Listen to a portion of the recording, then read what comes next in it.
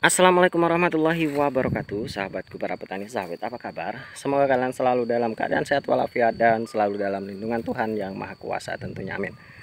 Teman-teman, pada video kali ini saya akan sharing mengenai bagaimana caranya kita membuat sawit kita ini cepat tumbuh besar.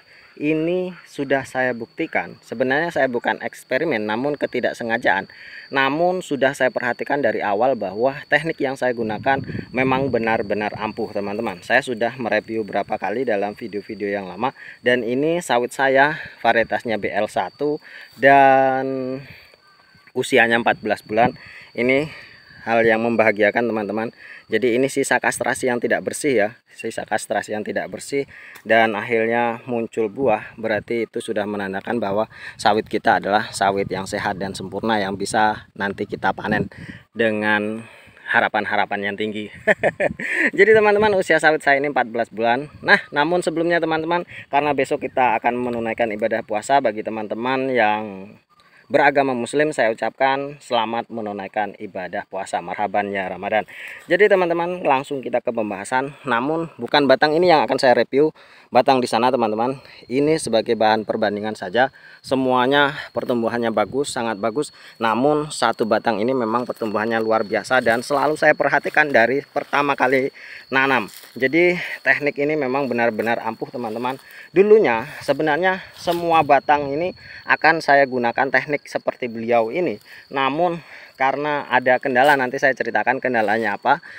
Jadi hanya satu batang ini yang akhirnya menggunakan teknik itu. Nah, teknik apa? Namun sebelumnya, bagaimana caranya kita bisa sawit kita itu tumbuh subur? Ada beberapa syarat, namun bukan teknik yang itu yang akan saya bicarakan di awal-awal ini. Nanti kita akan bahas teknik apa itu untuk teman-teman. Sebenarnya rahasia, namun untuk teman-teman saya sharingkan supaya memang kita benar-benar nanti mendapatkan hasil kualitas yang tinggi. Nah, kemarin saya pernah mereview ini beberapa bulan yang lalu, setengah tahun yang lalu, ketika umurnya 6 bulan dan pertumbuhannya memang luar biasa. Ada yang mengatakan bahwa jangan-jangan itu sawit landak atau sawit jantan, dan alhamdulillah kemarin sudah saya kastrasi, teman-teman.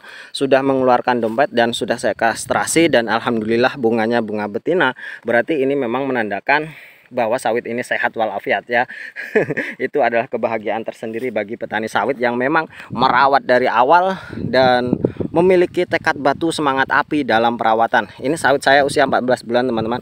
Dan di sana itu usianya 2 tahun lebih. Dan di sana itu juga sama dengan punya saya. Penanamannya sama. Yang ini, yang di sana 1,5 tahun, yang di sana itu 1,5 tahun juga. Jadi pertumbuhannya di blok saya ini, teman-teman, di blok saya ini pertumbuhannya ini yang paling luar biasa. Dan tetangga saya ini dia ikut-ikutan saya, mengikut-ikut perawatan seperti saya, dan akhirnya pertumbuhannya lumayan luar biasa juga. Jadi teman-teman, kita memang sebagai petani sawit harus memiliki tekad batu dan semangat api dalam perawatan kebun kelapa sawit, supaya memang target kita 2 tahun panen itu bisa tercapai. Kalau saya lihat batang ini, teman-teman, harapan saya 2 tahun bisa panen itu memang bisa cepat terwujud. Walaupun yang lainnya juga dalam keadaan yang baik juga, sudah alhamdulillah sebesar rata-rata sebesar apa namanya itu, ember cat hitam, yaitu ember anti pecah hitam yang untuk mandi, untuk timba itu.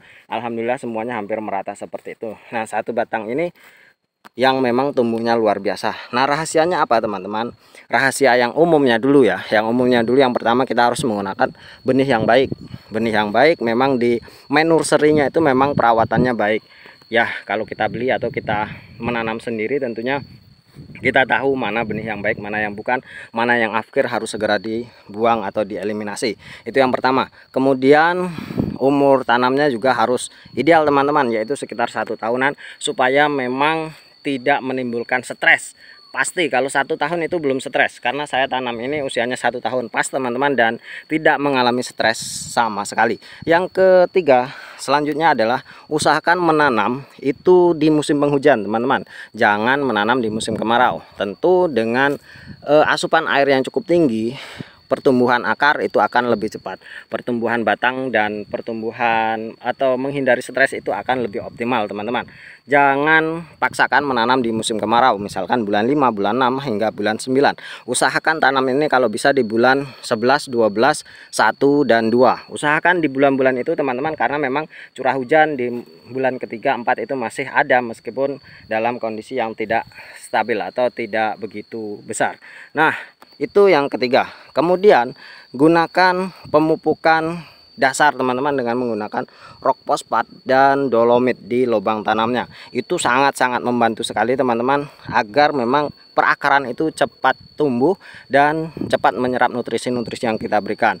Dan kemudian yang kelima teman-teman, lakukan pemupukan setiap bulan. Saya selalu sarankan lakukan pemupukan setiap bulan meskipun dalam dosis yang kecil. Harus rutin, kalau bisa setengah bulan sekali, walaupun hanya sesendok seperti itu teman-teman.